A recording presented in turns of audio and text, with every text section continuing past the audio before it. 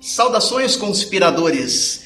Começando mais um programa Realidade Fantástica e olha, um programa especial. Estamos gravando aqui nas dependências do Hotel Lison, em Curitiba, onde ocorre o 26º Encontros Diálogo com o Universo, que é um evento fantástico que está trazendo filósofos, espiritualistas, pessoas treinadas em esoterismo, que estão compartilhando com o público aqui que compareceu, um público em massa, todas essas experiências que servem para a evolução da humanidade. E um dos primeiros conferencistas que brindou o evento com o seu conhecimento foi o professor Roberto Fonseca, que nos dá o prazer de aqui estar, e nós estaremos entrevistando, trazendo para vocês com exclusividade os conferencistas, em várias entrevistas. E o professor Fonseca é filósofo, humanista, pesquisador, conferencista, é professor universitário e consultor para assuntos de espiritualidade. Ele falou aqui no evento do tema transição planetária, mas nós vamos conversar um pouquinho sobre a carreira dele, sobre espiritualidade, sobre filosofia e também sobre o tema da palestra dele. Tudo bem com o senhor, professor? Tudo bom.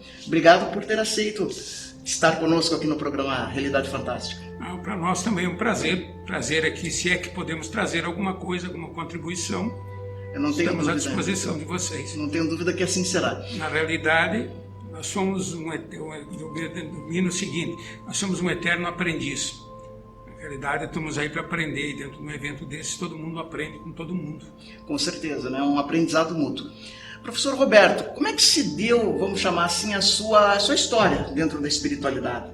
Como é que o senhor iniciou nesse caminho?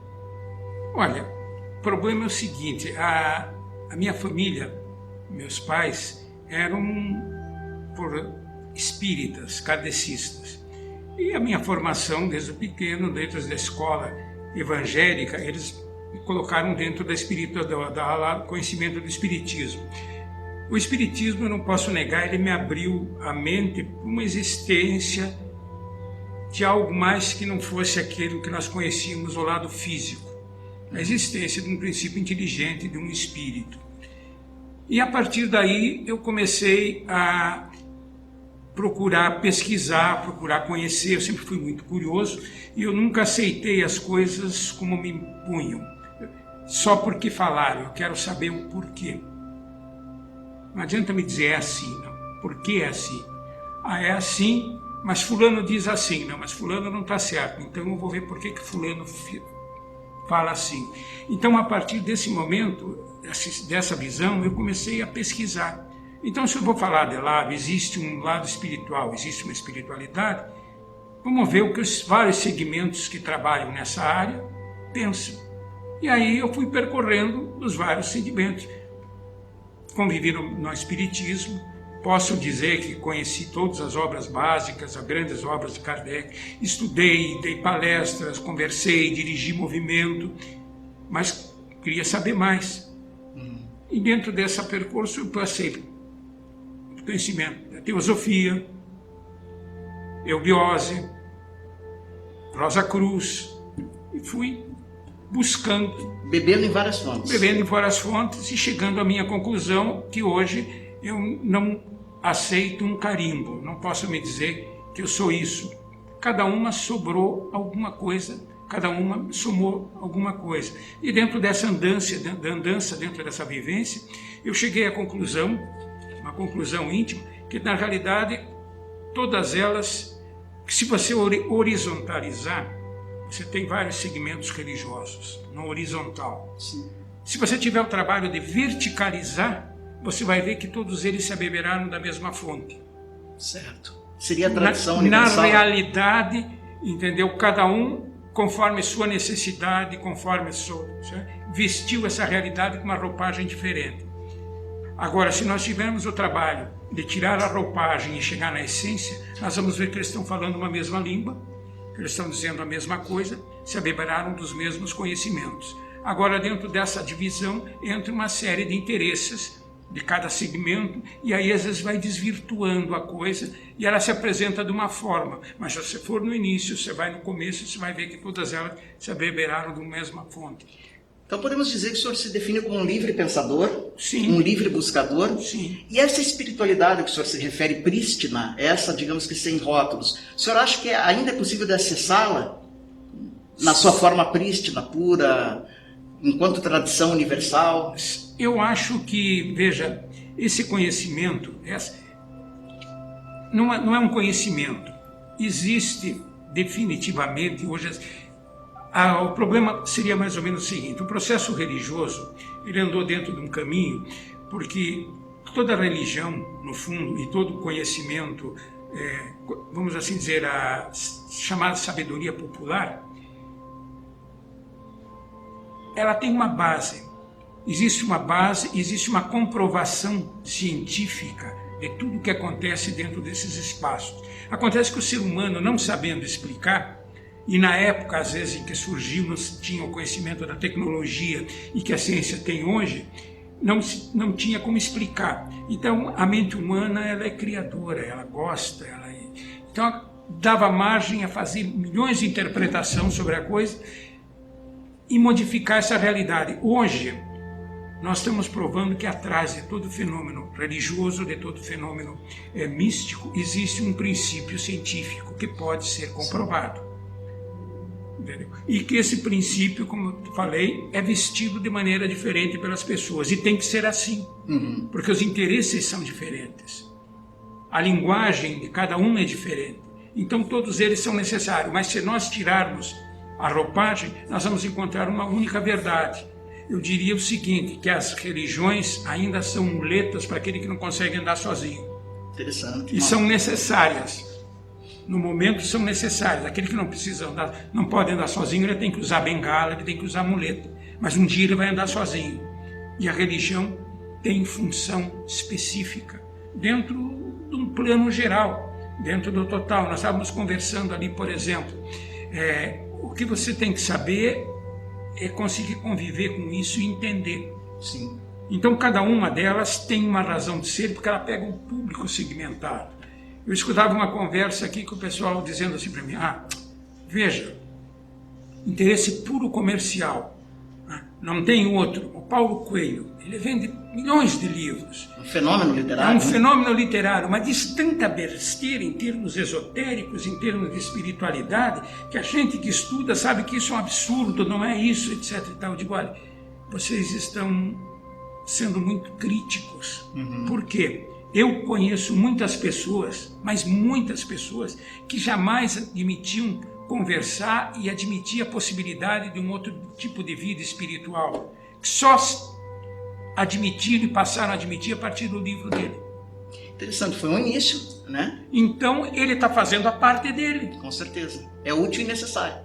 Dentro desse contexto, dessa orquestra que toca, ele está tocando o instrumento certo na hora certa. Então ele tem uma utilidade dentro desse princípio. Então o processo religioso, o processo de espiritualidade é isso, ele é um processo geral. Cada segmento tem sua função. Cada tem uma razão de ser. O senhor citou o espiritismo, o senhor militou muitos anos, né, nessa esfera, né, nesse segmento. O senhor considera que o espiritismo ele tem também como vantagem de acostumar a pessoa, o buscador, com os primeiros elementos de uma espiritualidade um pouco mais ampla, reencarnação, vida após a morte, comunicação? Ele parece que cumpre muito bem esse papel. Ele veja bem, ele teve um mérito que ele surgiu num momento bem interessante, vamos assim dizer. Até o espiritismo, né, se acreditava na existência ou você era materialista, que não acreditava na existência de um espírito, ou você era um espiritualista, que era aquele que acreditava que existia um espírito. Sim. Espiritualista é o católico, é o protestante, que acredita que além do corpo tem um espírito. Ele abriu uma porta diferente, que além de você ter um espírito, esse espírito ultrapassa os teus limites de nascimento e o teu limite da morte. Então ele abriu um campo totalmente diferente até então. Sim, esse campo era totalmente voltado aos assuntos extremamente fechados, muito misteriosos, herméticos, que era o problema da magia, etc. e tal. Não, ele de repente abriu e disse para o pessoal: olha, existe um mundo além desses, além do berço, além da morte, existe um mundo inteiro, gente. Tem um universo todo pela frente. Mas então ele abriu e descortinou e colocou isso em termos mais ou menos simples, e veja bem, e de credibilidade. É verdade. Porque o Allan Kardec, né, que o verdadeiro nome dele era Hippolyte Léon Denisard de Rivel, era um professor universitário, era um indivíduo com uma credibilidade. Ele tinha uma credibilidade, ele tinha acadêmico, então o que ele falava tinha um respaldo, ele não era um qualquer falando. Então, vindo dele, ele abriu um campo totalmente diferente. Abriu o campo para novas pesquisas, para novos grupos passarem a verificar, a observar o que estava acontecendo. Então ele teve uma função fundamental. O Espiritismo abriu para o Ocidente essa visão da possibilidade da existência de um outro mundo que não fosse um mundo que nós conhecíamos. O senhor militou também, a gente sabe, na parapsicologia. Inclusive, sim, parece que o senhor está na origem do curso de parapsicologia da Faculdade Espírita. Sim, sim. O senhor pode contar um pouquinho como é que foi essa implantação, o que foi pretendido na época? Porque é uma coisa meio inédita. Né? Não, a parapsicologia foi o seguinte, ela surgiu de uma maneira complicada. Veja bem, a necessidade... A parapsicologia, para quem conhece historicamente, está ligada ao grupo do J.B. Hind, na Universidade de Duke. Existia dois segmentos, e ela surgiu muito mais por processo, vamos assim dizer, de crença religiosa do que de ciência propriamente dita. Na Duke University, o J.B. Hind criou uma ciência que ele chamou de parapsicologia para tentar provar que o fenômeno espiritual era verdadeiro. Com testes de laboratório. Com testes de laboratório. A ideia dele era mostrar que ele era real. E o outro segmento, que era comandado pelo Jorge Amadou, que era do outro interesse, criou o setor da parapsicologia para provar que o fenômeno não era verdadeiro. Então, um tentando provar que era e outro tentando... Interessante, eu não sabia que o Amadou ele era contrário, porque ele tinha até livros de parapsicologia, mas eu não sabia que ele tentava provar o contrário. Ele estava tentando que o J.B. Hind não era isso, que não existia, que o fenômeno paranormal, a paranormalidade é uma coisa, mas não tem nada a ver com aquilo que o fenômeno espírita mostrava. Então, veja bem, ela surgiu não como partindo, vamos assim, de um cientista, que seria o espírito correto do cientista. Olha, eu não sou nem contra nem a favor, eu vou pesquisar para ver o que é. Não. O primeiro impulso foi criar para mostrar que é o fenômeno espírita, e o outro disse, não, vou mostrar que não é. E aí as correntes começaram a surgir. Aqui no Brasil tinha o Quevedo, que era contra o espiritismo, Albino Arese, e o outro pessoal da linha de parapsicologia, que era o Pietro Pérez, etc. para provar que o fenômeno espírita era verdadeiro. Como é que o senhor analisa, por exemplo, porque hoje, falando em parapsicologia, o senhor explicou muito bem, existem correntes, né? Sim. Você tem a parapsicologia cristã, né? Por exemplo, representada pelo Padre Quevedo, que apoia toda a questão católica, os dogmas católicos, mas ao mesmo tempo defende a parapsicologia. Você tem a parapsicologia muito espiritizada, né? Teóricos espiritistas, né? Lidando com a parapsicologia. Você tem os parapsicólogos, digamos que assim, puros, né? Que não se ligam a nenhuma tradição. Pessoas, como é que o senhor analisa essas correntes? Elas são benéficas para a parapsicologia? Olha, no fundo, eu acho que elas são benéficas. Eu vou dar um exemplo prático, por exemplo, para você entender. A parapsicologia, dentro do enfoque espiritualista e espírita, elas mostram que existe uma coisa chamada efeito físico, ou seja, os chamados espíritos desencarnados podem usar do que eles denominam transcomunicação? Não, eles podem usar uma energia que todo ser humano pode e produzir efeitos físicos. Então, mover, como é que se diz, objetos, fazer barulho dentro de casas, etc. e tal. Eles usam ectoplasma. Esse a parapsicologia mostra que isso é um fenômeno espírita. São espíritos que estão perturbando. Esse mesmo fenômeno, analisado pela corrente, vamos assim dizer, mais voltada à Igreja Católica, mostra que isso não é influência de espírito. É que certas pessoas que estão ali têm essa faculdade, seres que estão ali, que moram naquela casa, eles têm a faculdade de fazer aqueles fenômenos. Inconscientemente provocado. Exatamente, mas não tem nada a ver com espíritos desencarnados. Com espíritos, com seres de outra dimensão que vêm aqui. Então, aí vocês podem ter noção como atua cada um deles. Tá certo. O que é importante? O indivíduo que realmente quer saber, o indivíduo que não está bitolado, que não está com a cabeça feita por nenhum dos lados, ele vai dizer, poxa, interessante, ele vai estudar esse lado e vai estudar o outro e vai chegar à conclusão dele. Com certeza. Então isso vai abrir, porque vai você chegar a uma conclusão, é isso que o perigo é o indivíduo de um livro só. O problema é você tomar uma posição e dizer, não... O senhor falou bem agora. Não, a posição, eu li os livros dele, ele está correto. Frei Albinarés é corretíssima essa situação, mas você não conheceu o outro lado. Você só pode opinar se você conhecer o outro também até o fim. Como o Hernani, o professor Hernani. Hernani Guimarães Andrade. Um grande nome, né? Sim, sabe? Que ele entrou. Então, é isso que funciona. É aquilo, de alguma forma, que você me perguntou há pouco, o que eu fiz na minha área religiosa. Não, não é isso.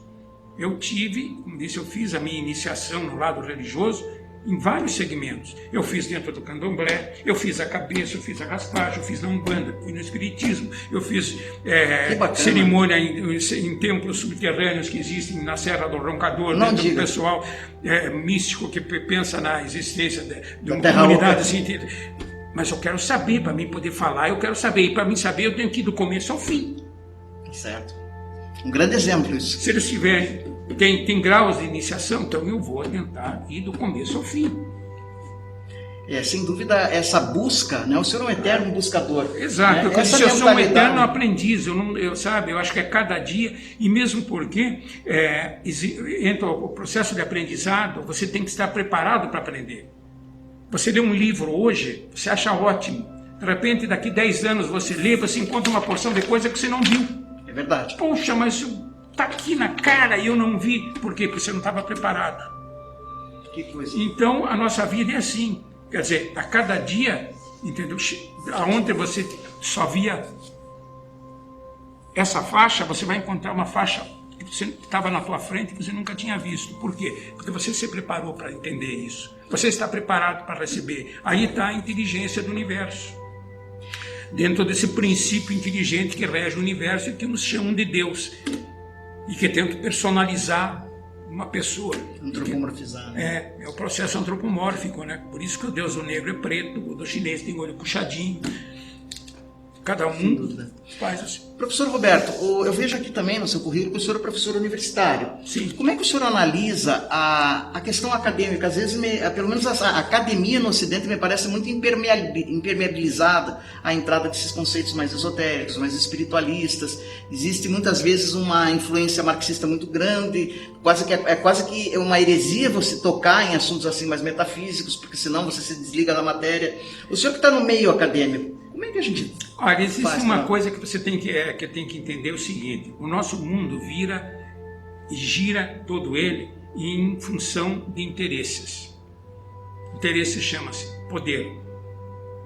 Poder sobre as pessoas e poder econômico. Essa não adianta. Tudo que põe em risco isso é um problema. Eu vejo, por exemplo, eu vou dar 2 exemplos na faculdade espírita, onde eu participei durante muito tempo a nível de coordenação de curso ou de direção durante um determinado período. Eu me lembro que muitos anos atrás nós fizemos esses 2 exemplos, vocês vão entender a resposta.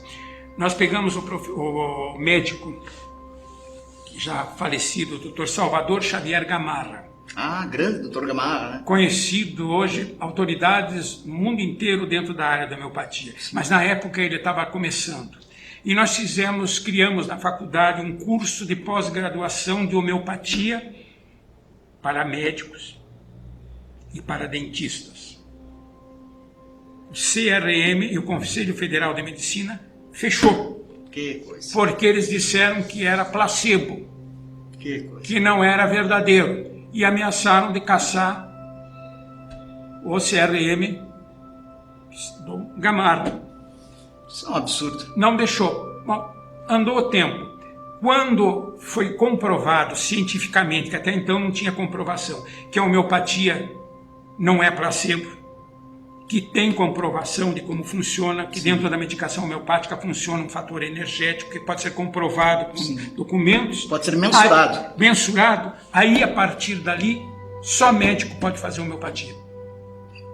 Que coisa, né? Fecharam daí. Acupuntura, esses caras são loucos. Acupuntura não existe. Quando não puderam mais segurar a acupuntura, só médico pode fazer acupuntura.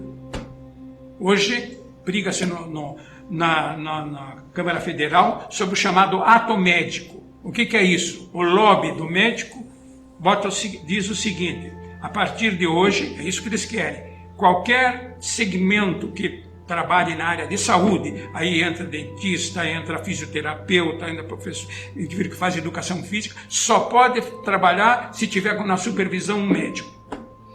Fechou, né? Então, proteção do então território. aquilo que se diz, o que permite que entre?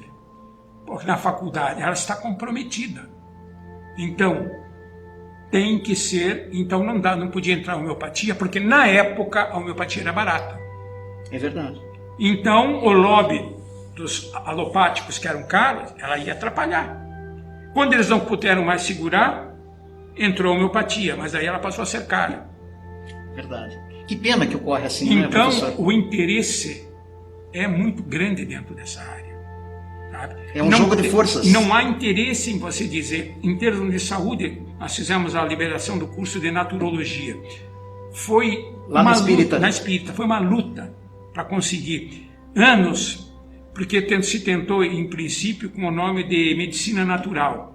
Aí o lobby descobriu. Pronto. Brecou tudo. Até que, de repente, foi conseguido, digamos, um artifício e botaram o nome de naturologia. Passou despercebido. Naturologia, logia não tem nada com medicina. O MEC também não interrompeu. Não, mas eles não deixavam chegar no MEC. Quando viram, já estava. Já estava implantado. Estava implantado, estava pronto. Então, é um curso que não interessa para eles? Não. Por quê? Porque ele vai ensinar para você, entendeu, que a medicina preventiva é muito mais interessante do que a curativa. Então, se você investir na medicina preventiva, se você fizer eles usarem os recursos da natureza, ele saber se alimentar, ele vai deixar de usar uma série de medicamentos que ele usa. E com isso vai sacrificar o quê? A indústria do remédio, a indústria da doença, que tem que continuar. Então, isso está presente dentro do sistema, do establishment. Não tem jeito.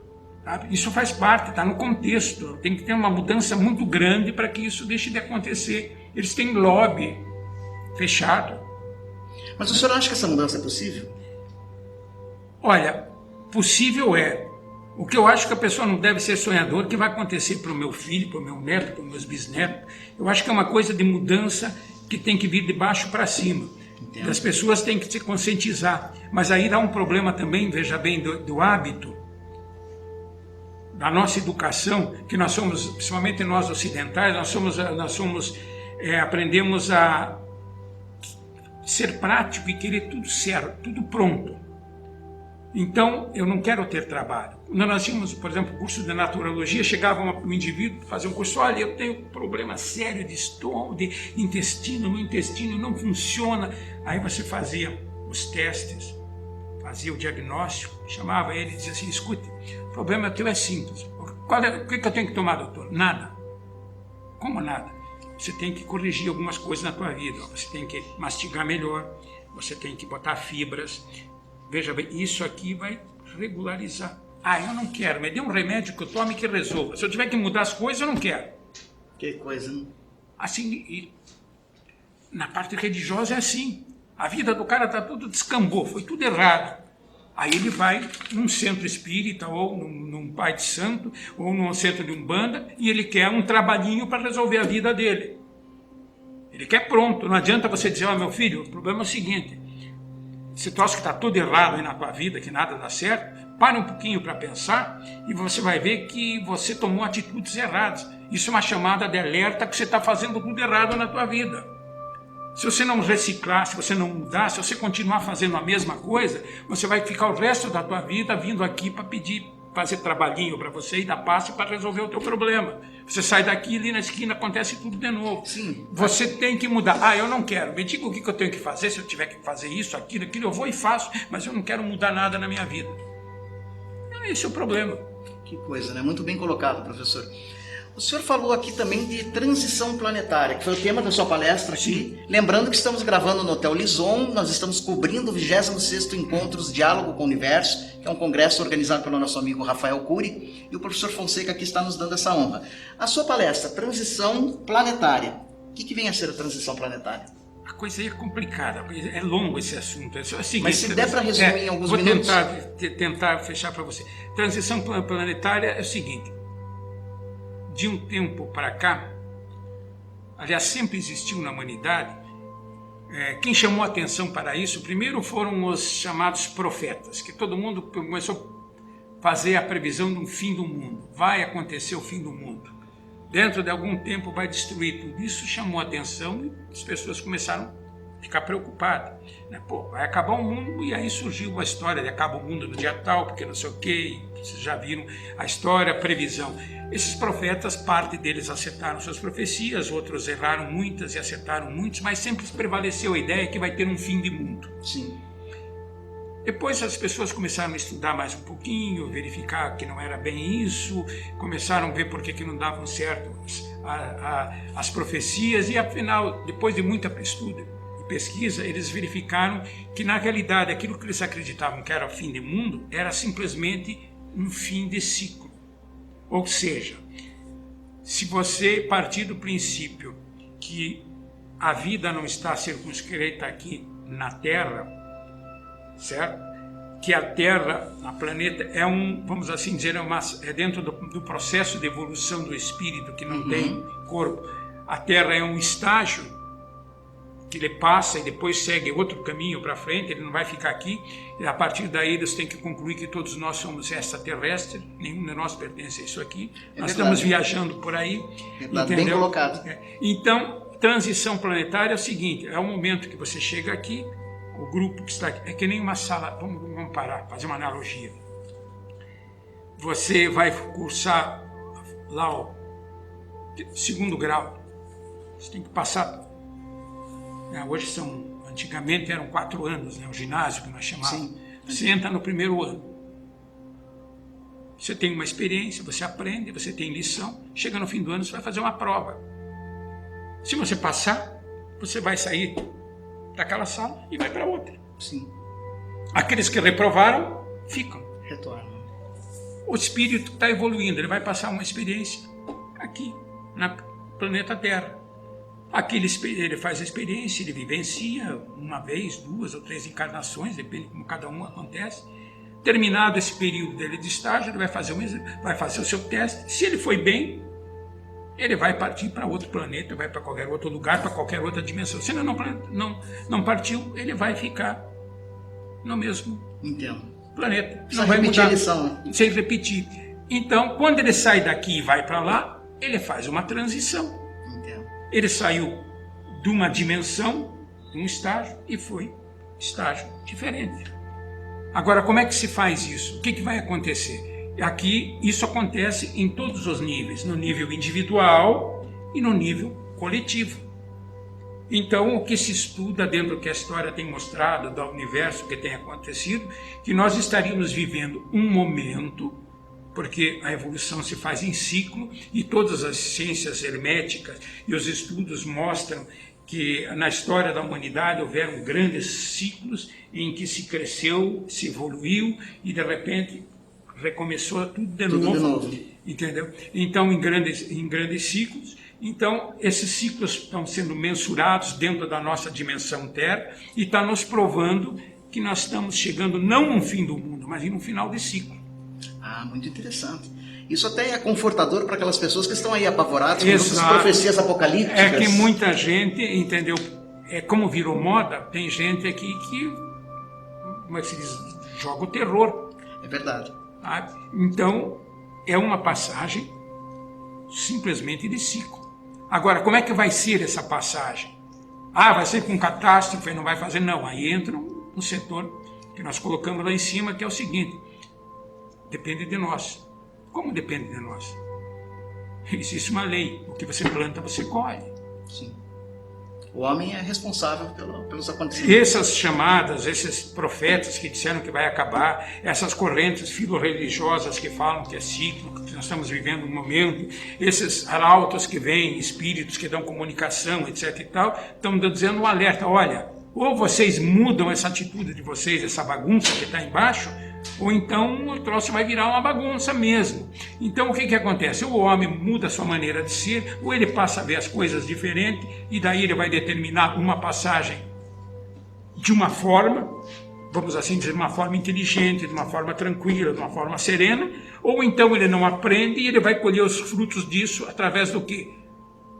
Catástrofes, guerras, etc. Dor. E tal. Dor. Se você não aprende pelo bem, você vai aprender pela dor. Sem dúvida, professor Roberto. Infelizmente o nosso tempo é exíguo aqui no programa, mas nós queremos agradecer muito a sua participação. O senhor é um exemplo a ser seguido, né? Se todos tivéssemos essa mentalidade do professor Roberto Fonseca, não teríamos guerras, né? Porque é um homem sem dogmas, um buscador, um livre pensador. Eu estou colocando aqui os seus contatos para aqueles que quiserem lhe mandar um e-mail, talvez consultá-lo, porque o senhor é consultor também em matéria de espiritualidade. Sim. E espero que o senhor possa retornar ao programa, viu? Não, vocês vão poder saber onde me achar. Eu acho que é importante o que vocês estão fazendo. Eu acho que existe muita coisa na internet, hoje mas tem muita besteira e muita bobagem, coisas que não têm credibilidade. E se você não tiver o cuidado e a preocupação de fazer uma coisa séria, oferecer alguma coisa boa, nós fazemos com que o indivíduo acabe consumindo, entendeu? A informação errada, a informação distorcida. Então, mesmo que você contrarie às vezes muitos interesses e muitas interpretações, eu acho que é importante a maneira como vocês estão fazendo. Obrigado, professor Roberto. Essa é a nossa missão.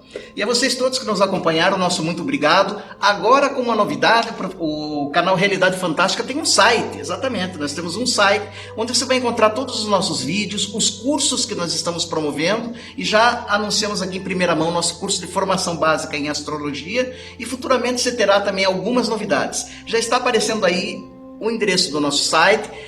Também manda o seu e-mail, né? Nos manda a sua mensagem, curta a nossa página no Facebook, se inscreva no canal no YouTube e lembrando sempre que o mistério está entre nós. Até o nosso próximo encontro.